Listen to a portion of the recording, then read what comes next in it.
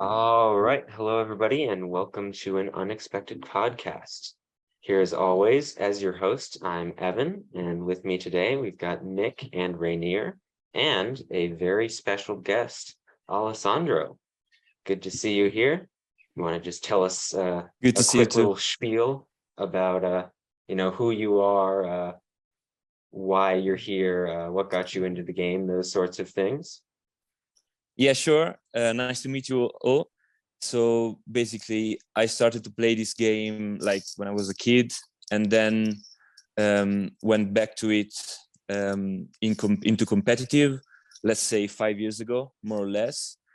And I enjoyed it a lot, especially for the community in Italy, which is really, really nice and growing a lot.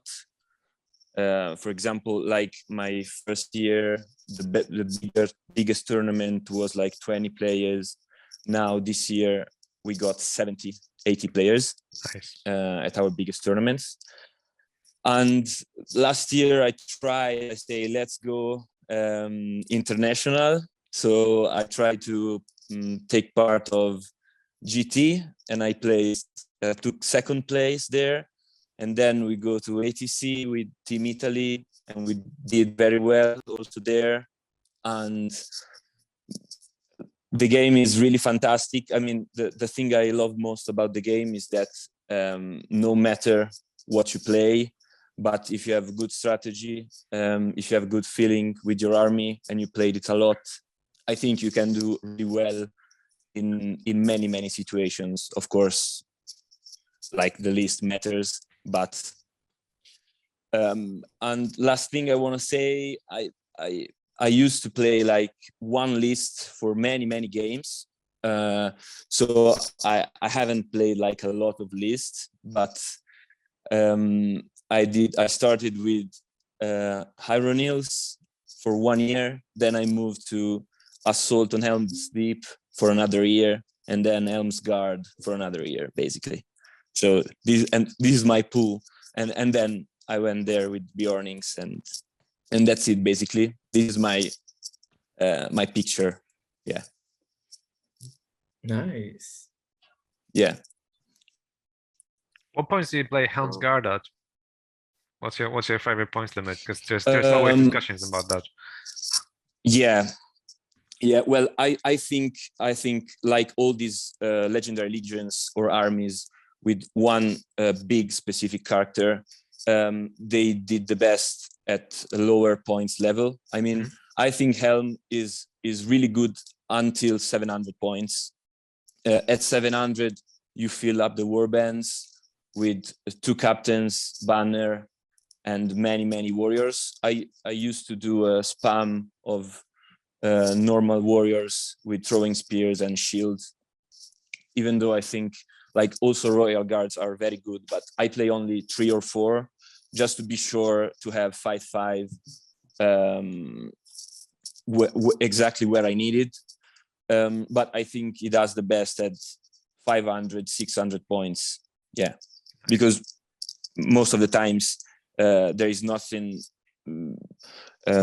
big enough to face him, especially when you roll mites, you go in and then your opponents finish the might, and then you do basically whatever you like. Interesting. And what's the typical point range, I guess, that is played in your region? Just out of curiosity. Well, when I started, it was 800 points, like basically all the time. And now, it basically follows UK. So now it's moving back to 600 and a half, 700. I think 650 and 700 are the main. Yeah. Interesting. And what's your favorite points limit to play at? Do you like higher points games, lower points games? What's your fancy? Well, my play style is basically you break your opponent and then you win the game. So I like lower points level because like it's easier to do that. I feel like the game are finishing more by conditions than than time. Instead of 800 points, basically you face armies that are very, very complete. Okay, you can face maybe an army with protection from shooting, magic, a big hero, and it's very hard to get through. No, yeah, that makes sense. Yeah, that makes sense. Yeah. And then do you guys do typically the veto system? Because I know like that's becoming really big. Yeah, I love it. I actually love it, but I never played a tournament with a veto system. Oh, Never. Yeah. I think it's a very nice system, because the matchup, I think, is very, very important in this game. I mean, if you want to play a particular army, especially, and not like typical 40 models with banner and a big hero army, you need to do veto system, because otherwise you risk, for example, this year at the final in Italy, I was playing Bjornings at 500 points, so 2 bears and 5 Bjornings. Oof. And I get recon against like 50 models, and yeah, I mean, nothing I could do there. So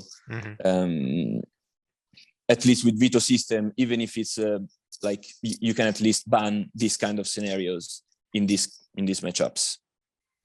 No, yeah, that makes sense, because I wasn't, when we were first talking about it a few years ago, I was like on the fence about it, but I played it for the first time when I went back to the States last month, and I loved it for those exact same reasons, because everybody gets a chance to actually have a chance in the game and not have like what many people call an auto loss. So yeah. Yeah, exactly. It avoids auto loss. Yeah, I would say that even just vetoing once for the entire tournament would be sufficient. But like if you can veto every round, it's great. Yeah, no, I mean, I think the problem to veto one scenario in all the tournament is that most of the time it depends on what you're facing. Yeah. Because maybe Recon is okay, but not if you face Goblin Town, for example. Yeah. Yeah. Cool. Shall we, in that case, move on to the list review? Yes, indeed. Let's do that. All right. So this list is just going to share here. All right. So this list is from Jerry. And he says, "Hi, Jerry." And yes, hi, Jerry. How are you doing? We don't know your last name. You're just a mysterious figure to us, but it's good of you to comment. And he And says, where's this "Hi coming guys." from also, Evan? I'm sorry. Is this from Facebook? So this is from Facebook, Rainier. So it's part of the post you made. So he says, "Hi guys, would you like to do a list review for me? Thank you in advance. Keep up the good work. Love the podcast." And we love you too, Jerry. All right. So there aren't really any specifications with how we review this list. So let's just get into it. So this is 700 points last alliance. So we're looking at a Rivendell and Numenor alliance here. First things first, we've got the big baddie, who I think is automatically the leader. So it has to be Elendil on horse. With him, he's got 8 Numenorians with shields, 6 Numenorians with shields and spears, 3 Numenorians with bows and spears. And then he's got Glorfindel with the armor and Asphalloth, and then High Elf with shield, 8 High Elves with spears and shields, 1 Rivendell Knight with shield, and 4 High Elves with bows and spears. So all in all, it's 700 points, 33 units, 8 bows in total, and 6 might points. All right, so I'm just going to say some preliminary thoughts here, just looking at this list. I think this list, considering the massive heroes that he's decided to take, is pretty well optimized. I don't think I'd really add any advice to the specific warriors. I think a big thing that I see that's missing from this list, especially with the presence of those big heroes and the high fight models, is that there's no banner, which is very big for high fight value armies, because you want as many attacks as you can possibly get. So if you were to keep this list with those two big heroes, I would say try and find the points. Drop some elves maybe. If you don't want to lose as many numbers, you can also consider dropping the armor on Glorfindel. That might be an interesting thing to do, because you have a second threat in Elendil, so you're not relying as heavily on Glorfindel. But definitely find a way to get that banner in there. So going into more big picture stuff before I pass on the torch here, I'd say that that I would, depending on your skill level here, I'm not sure if taking these two big, huge heroes at 700 points is the way to go. Because things can go quite downhill if you mess up with them. And also taking almost 200 points heroes at 700 points is a little tricky. So I'd say maybe consider dropping Glorfindel and taking a captain in Círdan, just to make the list more well-rounded. But that's a more big choice, and that's up to you. Cool. Just to check, the armor on Glorfindel, that basically gives him protection from the monstrous attacks, but it doesn't grant him protection from magic, right? The magic No, protection he is just gets by that. default, right? Yeah, gets that on his own. Yeah, so in that case, I sort of agree that dropping the armor could be a good idea to just grab another unit or two. I actually really love the Elendil and Glorfindel combination here, because they're very, very good against magic. So I don't really mind them. Like, I've played against Last Lions lists in the past where Elendil was just doing everything he wanted to do, and then the other hero would always be always transfixed, whether it was Gilgalad or Isildur or whoever else. So Glorfindel is actually really cool here.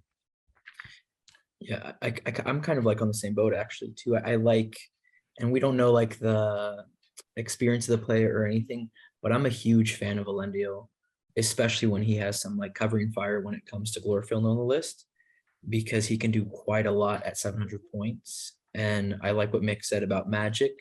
My only critique is I think you have too many spears, in the sense like that's, if you're looking to add a banner, that's where I try to start with, take a couple spears away. I don't think you can ever have too many spears.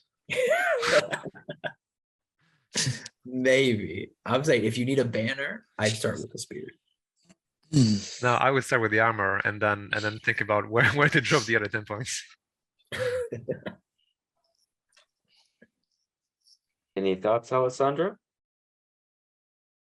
Yeah, actually, like I kind of agree with you. In terms of warbands, I feel like 3 warbands with 1 big hero and 2 small heroes is like the most competitive way to go with this alliance. Maybe, but is like a big change. Isildur instead of Elendil, and then 1 high health captain and Círdan, or yeah, Glorfindel and Glorfindel, Círdan, and 1 Númenórean captain. I think Elendil, Glorfindel like this. Also, you have like more than 66% of the models with defense 5, which like it's a problem, I think, when you have 33 units. Like you get a heavy shooting army and you really risk a lot. And also like Elendil is fantastic because he has the free heroic combat and he kills models, but Glorfindel I think is a very good leader, but I don't know, 170 points for him with 3 mites. Like all the mice here are very important. So yeah, but still, I mean, saying that, it's still a good list that can do very well. Yeah, I guess I would just add, it sort of depends on how well you can play with these things as well, because as you say, like the more competitive list in a way could be the one with Kirdan, but at the same time, we don't know exactly what your experience is here. So if you feel like you just want to like try out the list and play a few games and see how you do, then I would probably go with this. But if you want to like really go on to like a more competitive thing, then possibly not doing the two massive heroes could be an option. So yeah, it sort of just really depends, like how you feel on the day, I guess, as well. Yeah, I think so. So just to circle back to your point about the spears, Rainier, I'm actually I'm not sure I agree with that. Because I think if you were going to take a list with a lot of spears, I think Last Alliance is probably a pretty good list to do that in, because you've got your Numenorians, you've got your High Elves. And if you design your list where, say, you've got your High Elves in front with their shields and your Numenorians with the spears in the back, sometimes your force can get separated, it can get torn apart. So being able to have those shields and spears and being able to pick, say in this game you want Numenorians in front, in the next game you want elves in front, and being able to pick and choose and make use of all those spears. Yeah, I'd say that I would be hesitant to drop a bunch of them in order to fit the banner in. And I'd more recommend, say, maybe dropping one model down to 32, dropping the armor and then getting the banner that way. And just sort of adding on to Alessandro's point, obviously if Jerry here really wants to take these two heroes, I'd say higher points. I think they do a lot better having those two heroes. But if you really need to take them at lower points, then yeah, I'd stick with this list, try and get a banner in. I've generally found that when I use Last Alliance forces, Elendil is usually enough. He usually does everything on his own, and I usually want more supporting pieces and less of a second big hitter. So that's why I more prefer the Elendil with a captain and Círdan approach. But if you want to go full balls to the wall and take these two big heroes, then go ahead. Anybody else have anything to say, or are we pretty much wrapped up No, on this? I think you've summarized this really well.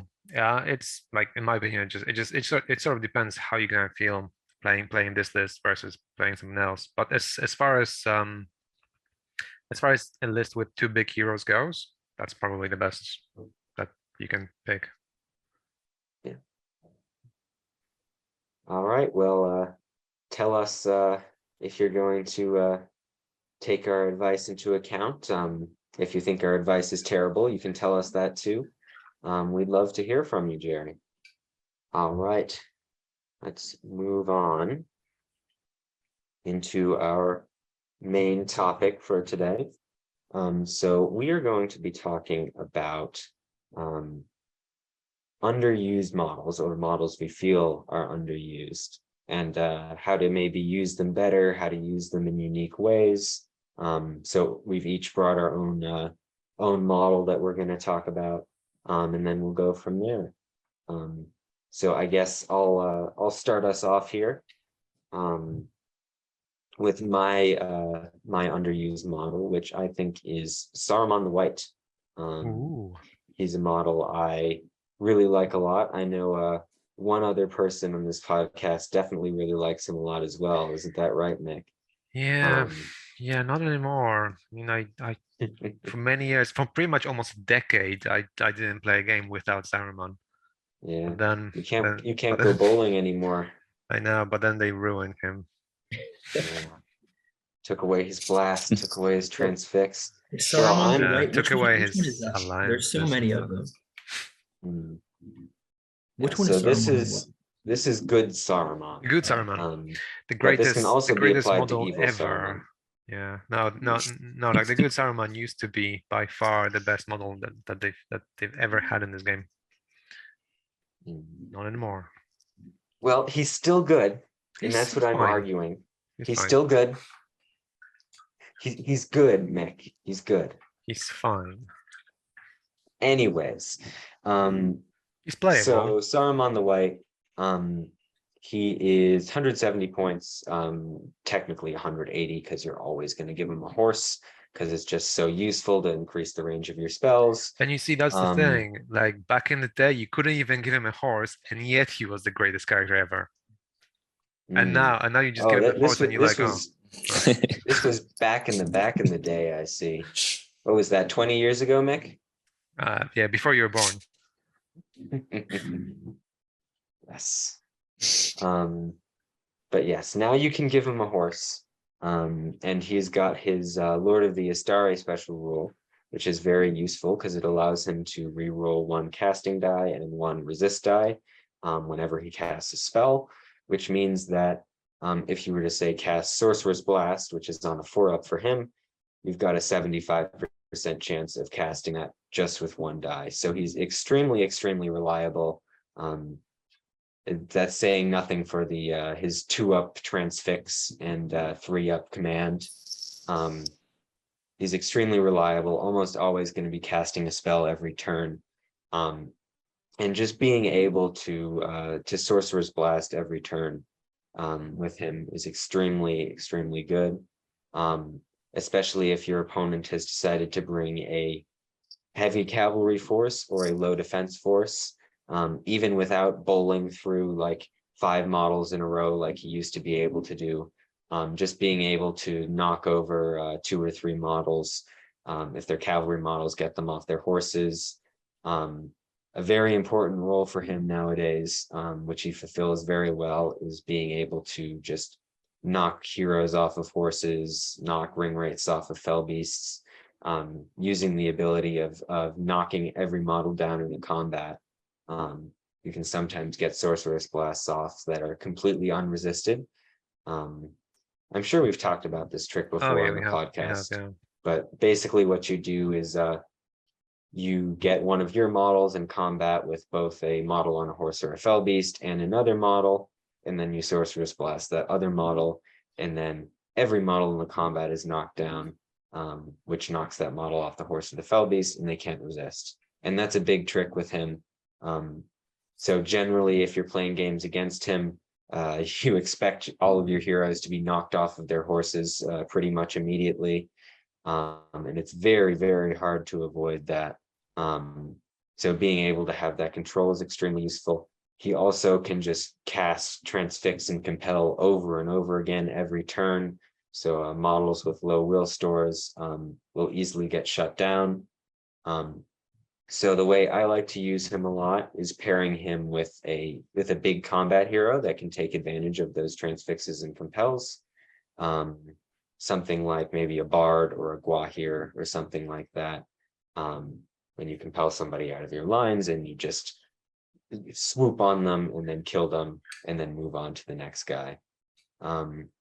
So another I actually haven't heard many people talk about this spell, but something that he also does have is Aura of Command, which is the 6-inch auto pass courage bubble, which basically means that you take him, and with that spell, along with your 12-inch stand fast, which also affects heroes, you never care about broken tests ever again. Yeah, and I'm curious about that, Evan. Actually, what kind of list would you bring him in competitively? Like, let's say you were to run him at like Nova, or you were to take him to Articon. How would you build around him? So there's a couple of ways you can do that. An old classic was taking him with an all-mounted list, but I think now that his hitting power has been reduced through the Sorcerer's Blast nerfs, I don't think doing that anymore is the way to go, especially when you need all the points you can get for heroes and warriors and all-mounted lists. So the way I would take him now, we actually recently saw at not the GBHL final, but I think another one of the big GBHL tournaments, World Champion took Saruman with Lake Town. Yes, and I think that was 800 points, right?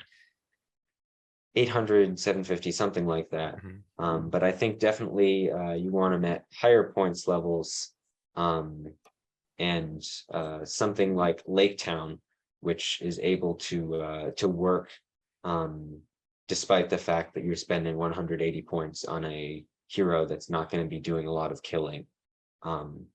So it's something like 800 points. You'd maybe take him with like Lake Town and then Saruman, and then maybe 1 or 2 killy heroes to take advantage of him. Another fun one, which I don't think I've ever really seen played competitively, but on paper seems fun, is taking him with Arnor, which is actually an impossible alliance, so you need to deal with that. But he's pretty self-sufficient, and he pretty much solves their courage problems almost immediately. So taking that at like 700 points, probably a lot of fun. And then at higher points, maybe like 800, 1000, I might consider taking him with Gondor as well. And some people on listening might be thinking, why not take Gandalf the White instead? Because Saruman's But better. honestly, I feel like, yeah, Saruman's better. He's a lot cheaper, 60 points, I believe, which is obviously huge. And for stuff like Gondor, I'm not sure you need the added abilities provided by Gandalf the White. Fortify Spirit's nice, but Blinding Light for Gondor isn't super useful, because obviously you've got that defense 6 up to defense 7 if you've got your shield wall. And it also means you don't necessarily have to take Guards of the Fountain Court. You can take Warriors of Minas Tirith as well, because they get the auto pass courage from the 6-inch bubble. So those were my general ideas around Saruman. Just one more thing. He also can fight. You don't have to just sit him at the back of the board and blast things. If you want to charge him into combat, use his might to call a heroic combat. Obviously keep him safe so he can cast. But if a stray guy gets through your lines, he's a fight 5 guy on a horse. So he can still do damage. Yeah, so that's actually a very good point, because I remember over the years of playing Saruman, or like any wizards, people never really expect you to be charging with your wizard. And there's been situations where I even had like basic ring wraith, just like fight 5, just get him in, it's fine, do a heroic combat. Suddenly everything goes around, and you're finding a better spot for your caster even to cast spells next turn, or to just position yourself in a better place. So it's just one of those things that people don't really think about most of the time. Yeah, especially with Saruman, because you're not going to be using your might points to might up your spells that much, because you're usually just casting them pretty easily, because of your reroll and your low casting values. He usually has a lot of might points spare, so you can use them for heroic moves, heroic combats, those sorts of things, just to support your main body of troops. It's good. I wish we all had to take these to list and to put our money where our mouths are, because that'd be really fun. I may have to take him to the next tournament then. You should take him to the one This in Philly. January. Yeah, the Philly one. Yeah. I'm being pressured now. I'll think about it. If I do take him, I'll tell the podcast how he does. We'll see if he's actually good or not. Yeah, make sure you Yes. win. Then like if you win, then you were right. If you don't win, you're fired. It's what if I get second, Nick? Is that You're still allowed? fired. No, this podcast That's doesn't. second best, right? I've got to go full sweaty then. All right. Okay, who's next? All right. Well, let's go counterclockwise by my screen. So Mick, congratulations. You're next. I'm second. Nice. So I'm gonna say, is this guy here? It's Mouth of Sauron. Oh, He has been my favorite character for some time now. just because, well, for many reasons. One, as a hero of valor, he allows you to bring things from Mordor at a much lower cost to other alliances. So you don't necessarily have to go with the Witch King and get yourself stuck with, let's say, spending over 100 points on a hero who then ends up being a legend, who then has to be your leader, and etc. And the other thing is that he's just a good all-rounder. He's a good fighter with fight 5 and his armored horse. He has a heroic march, which is a staple of captains. He provides transfixes, which if you're pairing him with your Witch King or any other caster, you will often find that you can be casting transfixes with your main wizard, and then casting another one with him, and then also getting him into combat. Being a hero of valor, he also gives you like the additional troops, unlike normal captains. So I've just been finding lately that he just has many utilities which are useful in pretty much every situation. So like I've had tournaments, and like I've played him in like 2 or 3 tournaments in a row now, where like he's never really let me down. It's always been just either casting something and just being annoying because it's like a second transfix of a turn, or a fourth transfix over 2 turns, or simply just getting stuck into combat where he's charging with 3 attacks. If there is a banner nearby, then he's charging with 4 attacks really. And at 5/5, he can easily eat through most of the basic troops. So yeah, he's just like a really reliable character that you don't really see that often. People tend to go for either bigger heroes or for captains. And it's almost like his page in the rulebook just gets skipped. Yeah, I think he's a really good character for that, like especially at low points for what he does. Because like you said in combat, like when you're first talking about it, I was like, oh, I hope he mentions combat. I hope he mentions combat.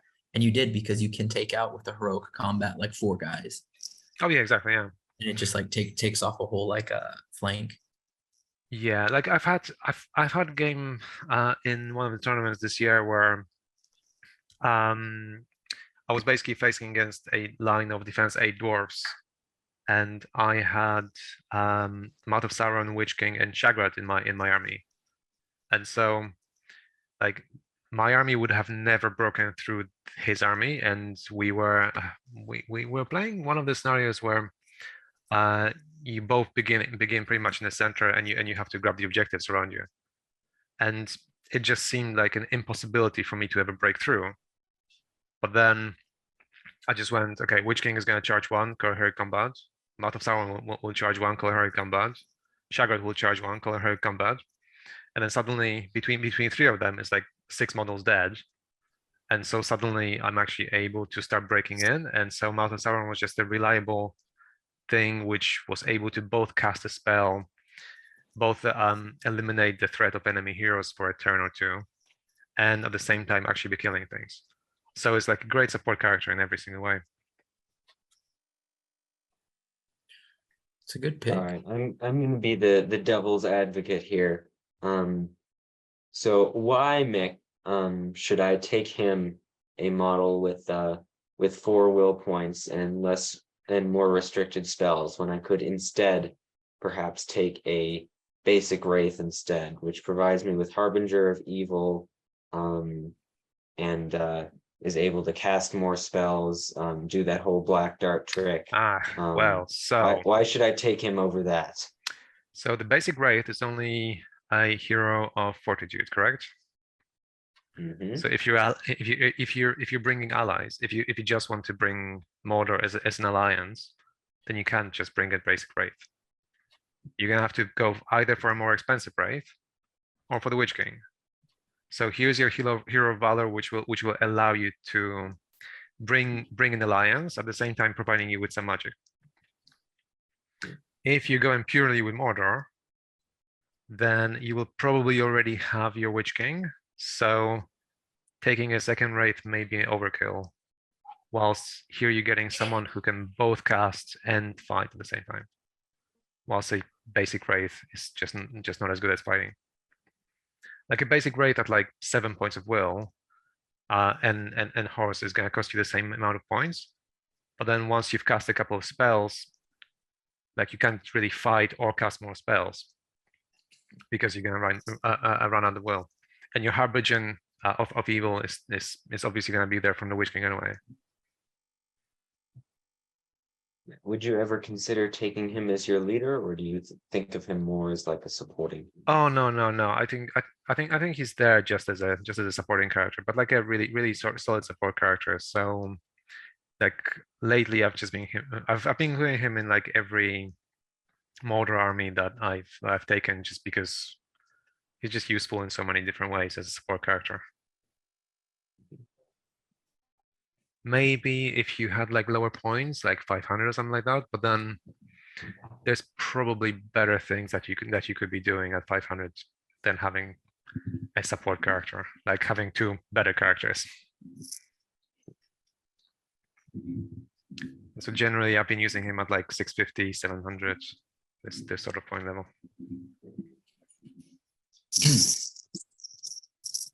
All right, well, moving on. Next down the list, it looks like Rainier. What are you bringing for us today? All Let me right. guess, there's a think I chariot. know. There's a chariot coming in. Yeah, initially I was gonna say the Kondish chariot chieftain or king. However, I have seen It's a that dwarven chariot. No, it's a hobbit chariot. No, I've seen that trick a lot in actually Europe, actually with lists and whatnot. So I want to choose something that I've actually not seen, and I do think this character can lend a lot to a list, especially my playstyle. So I'm going with Denethor. Ooh. I think Denethor offers what is a sucky hero or a sucky leader. That said, you're typically gonna tag him with Huron, which will kind of negate that. If you're thinking of the veto system as well, you're not going to go up against games where it's like Contest of Champion or something like that, where he'll just be destroyed. So the reason for taking him is he's 35 points and a hero of valor. You can easily, I guess, bring in a Gondorian contingent. And I think Gondor, or Minister to be exact, offers a lot of really good elite underpriced units, and that's the Fountain Guard. So I think in combination with Denethor and Huron and a ton of Fountain Guards, you can bring a big bulk of troops, and you can ally with much of anything. When it comes to Rohan, you can bring in cavalry. You can bring in Dunahir with a big sniping warband that takes out a lot of stuff. And because he's so low costed, you can add like a ton of troops. I know I built lists with him where it even includes Imrahil, and I'm still getting around 48 to 52 models. And many of them are defense 7. So I think he offers a lot. He's fight 5 with 2 attacks. So in a sense, he's also like a little half troll. He can take out a lot of people. Again, when you have Huron, and if you keep Huron alive, you don't really have to worry too much about him. He has the rule of Gondor's Mine and no others. Rule where you have to make him the leader, I think I mentioned, but you can work around that. Broken Mind, in my opinion, isn't that bad, considering he has Courage 5. Not that broken. Yes, it's not that broken. He's Courage 5, and with the army bonus, he's Courage 6, and he has 3 will. So it's not too bad in my opinion. The worst he'll do is like maybe try to kill a Fountain Court Guard and fail. But I like him just because I never see him. I think people automatically write him off because he's just a bad leader. But I think if you work around him, you can get a good elite horde of fight 4 to fight 5, defense 7 troops with shield wall all the way around with cav and shooting and everything, because he can ally in so much and take from so much with the Minister's list and the Fiefdom list and the Rohan list, that I just think he's a cool catch to bring. And I really look forward to him. I only play Evil Men, but if I transition, which I want to I mean, you're close enough, Rainier. It's true. I have a child now, so I want to try being good. So But also, he is an evil man. he is actually. So it's a good crossover. It's like those people that are like, I stopped drinking Coke. Now I only drink Diet Coke. Yeah, That's you basically could, where I'm right now. But he's cool. Like, for example, I'm sorry, there's nothing wrong with Diet Coke. Okay, Diet Coke's good. Yeah, Yeah, it's better actually. It's better than normal Coke. No, but I'd say I really want to take him to a list. Yeah, it's really nice. 35 points for 15 models at a Fountain Court Guard at like 10 to 11 points. Like that is not bad to bring to your list, especially when we're talking about models that we have not seen. And I would actually consider bringing him to a tournament at 700 to 800 points because I could bring him with a Fiefdin and Minister Earth Horde and a lot of shooting with something like 52 models. So I think he's really good. I other than the Contest of Champions thing, I never really understood like why people aren't taking him. yeah, and if we're talking about the veto system and including Kieran in the list, because I think you should take Kieran regardless because he offers a lot. Yeah, but You're not getting you that take easy. Kieran in like, every list anyway. Of course, you play Harad, Kieran. You play Goblin Yeah, Town, yeah, yeah, Kieran. yeah. You play. You're drinking your Diet Coke, Kieran. You play Spire Queen. Right. No, but I like him, and like if I were to play a tournament where I brought him, like I think I'd have a lot of fun because it would have a lot of tools. A lot of my play style, I guess, is very soft. I don't want like a huge hero to like take over things. I want to kind of control the battlefield with a lot of models and a lot of elites. And for me, he fits that exact play style. So Well, Yeah, as someone who's completely the opposite of you, Rainier, who We hates are the taking opposite, Evan. any each time we any talk about army a that's strategy, above we're like, 40 no, he's models wrong. is not my thing. And I love the massive heroes. I can at least say why I don't take him, which is that Gondor lists nowadays are often very centered around mainly Boromir, but also heroes like Aragorn and Gandalf and whatnot. And when you're taking models like that, usually you're not aiming to make those sort of big horde style Gondor lists. And he doesn't really fit into that sort of archetype because when you're taking those small Gondor lists, you want to pack as much power and as much flexibility in your heroes as you can in. So you're taking you've got like Boromir, you've got Madril, you've got Hurin, you got and Denethor. then you don't have Denethor. That's the whole point of my speech. But I think so, that's where it gets like you don't take him in those lists, and that's why I would take him. I would take him in a list more with you have him, you have Duner here, possibly Imrahil, but even me, maybe not Imrahil. You have a lot of fight for defense 7 troops throughout your list. You have some cheap cavalry in there too, because Knights of Minister Earth too aren't that expensive for a pike or a lance and stuff. So yeah, I agree with you, Evan. Don't take him with those elite troops. But if you want to play a horde, I say you take him. And you can even throw in like a crossbow, because why not? You give him a crossbow. Or Avenger Bolt, sorry. Denethor with a crossbow. Yeah, they're like, why does your Denethor look like a Corsair captain? Don't mind. It's don't actually mind. an Uruk-hai, and this is an assault on Helm's Deep, Yeah. dressed like yeah. Minas Tirith. That's it. Like, cause like I think the list that I put together had him. Who else did it have? Him, Duner here, Fatty Bismarck, Huron, and I think another hero. And it was like really nasty because you had like a whole warband of like Duner here that can like selectively just take out a hunter orc warband or like take out a big monster or something, and then you had like something like 20 Fountain Court Guard calves sprinkled all over the place, and it's pretty interesting. Yeah, Was it like 10,000 points, Rainier? it was 10,003 actually. Okay. So close, but you're wrong. Okay, that's all I have, guys. All right. Well, glad my dad isn't here because I think he would jump through through my little window here and try and strangle you because he hates Denethor. But I'm actually fine with him. I think people should take more Gondor hordes, and you need to start that wave, Rainier. You need to take a Gondor horde. I'm going to like a horde of defense 7 get to defense 6 guys and throw in some of those Scotty Highlanders because why not? Like that just sounds like so much fun. You know, could be really Make good. them the meta in Honduras. Like if you were to take Denethor with a horde of Menesteres, Saruman the White would be really good with that. Ooh. Yeah. Mm. You know what? We're all creating the meta list just out of all the characters. Yeah, and we're gonna put the Mouth of Sauron in there too. Don't know how No, that's that's gonna for your work. evil army. So like for good, you Oh, take okay. that, and then for evil for your tournament, you take that Sorry, Mother I was Sauron confused. with what's coming next. Wow. All right. Well, All right, last but Alexander, what certainly are not you? least, yeah. What are you putting in our list, Alessandro? Yeah, speaking of bad leaders, so I love the Abyssal Knights, Ooh. Nazgul from Dol Guldur, which are very bad leaders, absolutely. But I think at least with 2 or 3 Nazgul from Dol Guldur,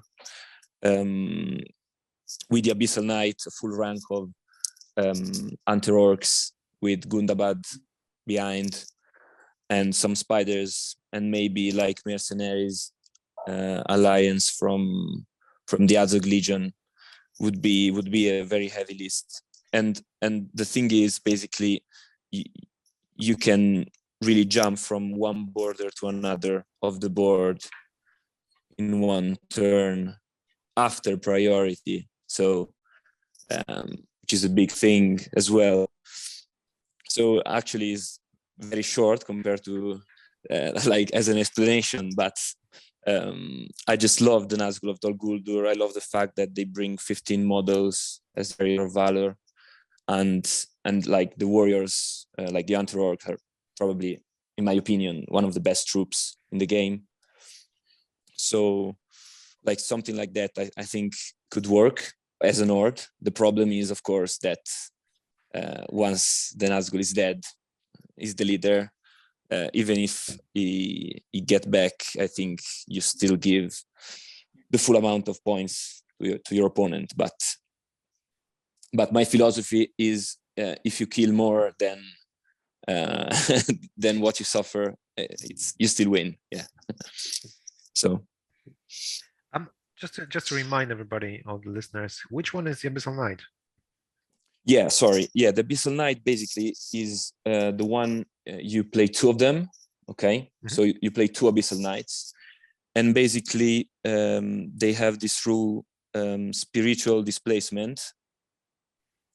So you can include 2 Abyssal Knights in the priority phase. After priority has been rolled, the controlling player can choose to remove one of the Abyssal Knights from the board and place it into base contact with the other. Oh, And Yeah, that's a this really does cool not thing. count as moving. And they have Elven Maid Sword as well. Yeah. So Airbringer of Evil, Terror, and so on. Yeah, And that's actually one of the things which people don't really notice a lot of the time. Like that, like there is the list, the army that's led by Azog, then there's Azog's Legion, then there's Azog's Hunters, then there's all the Nazgul, and then there's this like other list which actually brings the Nazgul leading stuff rather than just the Nazgul as their own list. It brings a lot of guys to the field too, and a lot of cheap, like really good, like you said, Alessandro, really good hunter orcs. I played something like this years ago against Devin, and I was like, geez, like how do you have so many models where you're matching my Corsairs, and also like where are the heroes? And they're actually pretty like spunky too. They kill stuff pretty well. And they can choose soft targets and whatnot, and then you kill them once they get revived, and it's a lot going on with a hunter orc army, which is really, I think, really good. And those heroes have heroic strikes as well, right? Well, actually, I'm not sure of it. I think there might be an FAQ about that, but I will check. I think put it in the FAQs. That they have heroic strike. Yeah, they should have. Yeah. So Alessandro, you talked a lot about that sort of ability where you can teleport one and then move them into contact with the other. Like how would you imagine sort of using that ability, making it work? Would you deploy them like opposite sides of the board, and then if like one side of the board needed help, you'd move one to the other? Would you use it to maybe like get your leader out of danger? Like how would you imagine using Yeah, it? the thing is you have plenty of possibilities. I mean, it really depends on the game, but usually I think put one in one side and one completely in the other. Like two heroes like that with heroic combat can really move the balance of the game, in like, especially when your opponent cannot move as fast as you do. Maybe he will take like 2 or 3 turns to get with them, and then you can still move them again and do it again. So it's like, I like the fact that you have a lot of possibilities also to take your leader out of danger. For example, also in Contest of Champions, you can swap one with another, and yeah, you can do really many things. I honestly I can't think about how many things you can do with them, but yeah, both these options are very nice, like to both aggressively or defensively, depending on the scenario and the list you're facing. The troop is doing a lot anyway, I think, because like 75 points are really a few, so you can put in a lot of models. Nice. Yeah. So in that case, we're putting Mouth of Sauron with the 2 Abyssal Knights in our evil list. Yeah, Absolutely. We're playing doubles actually next time. You and Alessandro against Evan and me. Okay. Evan and me are gonna have so much strife because I'm gonna be like, let's bring 60 models, and he's gonna be like, let's bring 10, and we're just gonna Well, what's gonna happen is actually, we're gonna shoot you to bits because we're gonna have all those hunter orcs, and like Evan decided, let's not bother with Gandalf. Let's take Saruman instead. The problem, Mick, is that you don't have your army bonus because you're not part of the Azog's hunters, and it's impossible allies because you've got the Mouth of Sauron in there as well. Just like you have, well, actually, you don't have impossible allies. No. No. I've got my Sauron. Rainier's got his 50 warriors of Minas Tirith, and we're gonna run in there and beat you up. Yeah. You got Just your like in the book, Sauron, as just you like in the said, book. right? Oh, It's my just like in the book. Saruman. Same guy. When Denethor was fighting in Minas Tirith, and Saruman decided to turn good for just a couple hours, and he rode all the way from Orthanc to Minas Tirith, fought with Denethor, and then went back. And actually, It went back to die. Exactly. Actually, wasn't there a case where like after Gandalf died, Denethor and Saruman met, and Denethor was like, "Is there a wizard here willing to do his master's bidding or something like that?" Could have been because they both had a Palantir, right? Yeah. So like they were just zooming on through Palantir. Yeah. Oh, wow. This makes complete sense. Yeah. They were always allies. They fought together. Is there a wizard here? Blah blah blah blah blah. That's the same Faramir speech, but to Saruman. Oh yeah, because he doesn't like Gandalf, so he says that to Gandalf, like how Saruman was always better than you. Yeah. Saruman was my favorite wizard. Well, no. I think that was after Gandalf died. So actually, there was more to it. So Gandalf dies against the Balrog, and then Denethor talks to Saruman. Okay. Through the Palantir. I'm just trying to orient things in my brain. They're trying to Skype or Zoom or whatever they're trying to do through Palantir. What's up? What's it? Yeah. What's up? What's up, Saruman? How you doing? You kill the straw heads yet? Nah, not yet. All right, well, that's pretty much it. Thank you very much to Alessandro for coming on the podcast. I hope you guys enjoyed this episode. We're keeping it a little short this time to keep everything bite-sized. And Happy New Year! Happy New Year! Depending on when we get this out. All right. Bye, guys. Bye. Thank you, guys. really a pleasure. Thank you.